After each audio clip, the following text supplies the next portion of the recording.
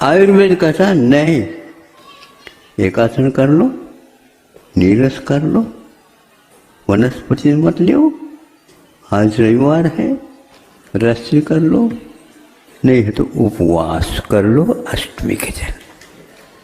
अष्टमी की अष्टमी भी हो गया और उपवास में धर्म भी हो गया। उपवास करने से अपने आप ही विकृति के ऊपर प्रभाव पड़ जाता।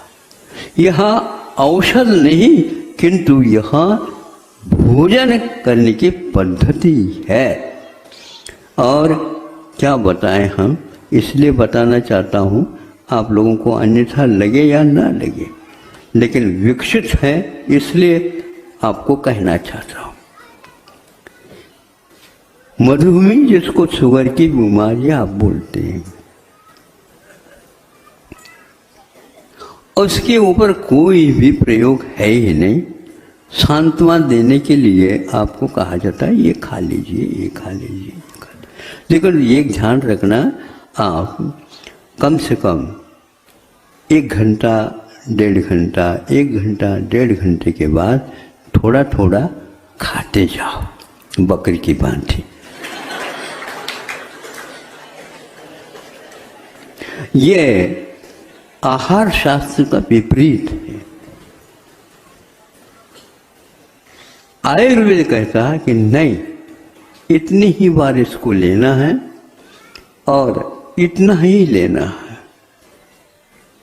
क्योंकि यदि आप उपवास करते हैं तो इसको लेने की कोई आवश्यकता नहीं पड़ती। शुगर को यदि मिटाना चाहते हो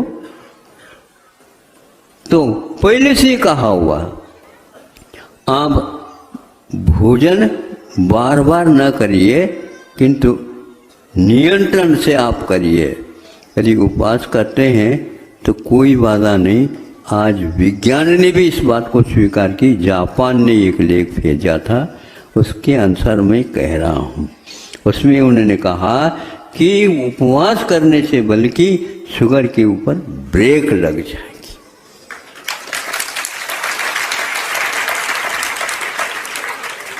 इसी प्रकार अन्य और भी रोग हैं, तो रोग हमेशा हमेशा भोजन के कारण और पुष्ट और पनपते चले जाते।